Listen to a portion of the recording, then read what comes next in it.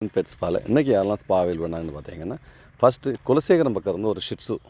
அவனுக்கு கொஞ்சம் நிறைய நாட்ஸே இருந்தது. ஆனால் அவங்க வந்து ஜீரோ போட விருப்பம் இல்லை. சார் எப்படியாவது மேனேஜ் பண்ணி இவனை கட் பண்ணி ஒரு லெவல் பண்ணி கொடுங்க அப்படின்னாங்க. முடிஞ்ச அளவு நம்ம டிமேட்டிங் ஸ்ப்ரே அடித்து அவனை நாட்ஸ் எல்லாத்தையுமே ரிமூவ் பண்ணிவிட்டு அவனுக்கு கொடுத்தோம். அடுத்தது ஒரு ஹஸ்கி 3 மாதம் முடிஞ்சு பப்பி.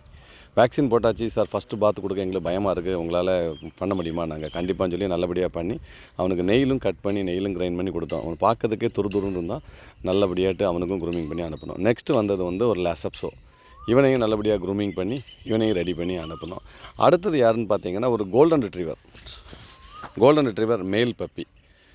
இவனையும் இப்போ தான் ஃபஸ்ட்டு வேக்சின் முடிஞ்சிருக்கு, இவனுக்கும் ஃபஸ்ட்டு பாத் கொடுக்கணும் அப்படின்னாங்க. நல்ல ஸ்மெல்லாக இருக்கிறான், எப்படியாவது இது பண்ணுங்கள் அப்படின்னாங்க. சரி ஓகேன்னு சொல்லிவிட்டு இவனுக்கும் நல்ல ஒரு பாத்து, ஷாம்பு பாத்து, ஷவர் பாத்து எல்லாம் கொடுத்து காதுக்குள்ளே தண்ணி போகாமல் நல்லபடியாக நீட் அண்ட் க்ளீனாக ரெடி பண்ணி கொடுத்தோம்.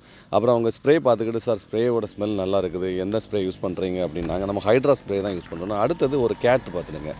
கேட் வந்து கம்ப்ளீட்டாக நிறைய நாட்ஸ் இருந்தது. அவங்களும் என்ன சொல்கிறாங்க, சார் பிக்கப் பண்ணி நீங்களே பண்ணி மறுபடியும் கொண்டு வந்துருங்க அப்படின்னாங்க.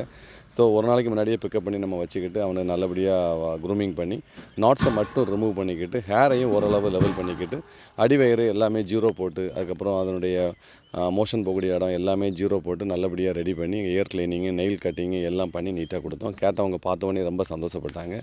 சார் நல்லா இருக்குது, இன்னொரு கேட்டை அக்ரெசிவாக இருக்குது, அவனை பண்ண முடியுமா அப்படின்னாங்க. தயவுசெய்து அக்ரெசிவ் கேட்டை கொண்டு வராதீங்க, கேட்டை அக்ரெசிவ்னா நம்மளால் பண்ண முடியாது. ஸோ ப்ளீஸ் நீங்கள் ஹாஸ்பிட்டலில் காண்டாக்ட் பண்ணுங்கன்னு சொல்லி அனுப்பிட்டோம். கேட்டையும் நல்லபடியாக க்ரூமிங் பண்ணனால அவங்களும் சந்தோஷம் போனாங்க. நம்ம பெட்ஸ் பாவை பொறுத்தளவில் கேட், டாக் எல்லாமே நல்லபடியாக க்ரூமிங் பண்ணி கொடுக்கறதுனால தான் weekly once, 15 days once, monthly ஒன்ஸ்ன்னு நிறைய கஸ்டமர்ஸ் கொண்டு வருவாங்க. ஒவ்வொருத்தங்களும் க்ரூமிங் பண்ணி முடிச்சுக்கிட்டு என்ன ஸ்ப்ரே ஷாம்பு யூஸ் பண்ணுறீங்க, என்ன ஷாம்பு யூஸ் பண்ணுறீங்க, நம்ம ஹைட்ராவுடைய 2000 ரூபா 1 லிட்டர் அந்த டிமேட்டிங் ஸ்ப்ரே தான் யூஸ் பண்ணுறோம், எல்லாமே அவங்கள்ட்ட சொல்லுறதுனால அவங்களும் நம்ம ஸ்ப்ரேயிலேருந்து எல்லாமே நம்ம ஷாப்லேயே வாங்கிட்டு போகிறாங்க. நீட் அண்ட் க்ளீனாக இருக்கனால மறுபடியும் அகைன் சர்வீஸ் நல்லபடியாக கொடுத்தா தான் அவங்க கூகுள் ரிவ்யூ நல்லபடியாக கொடுத்து அனுப்பி விட்றாங்க.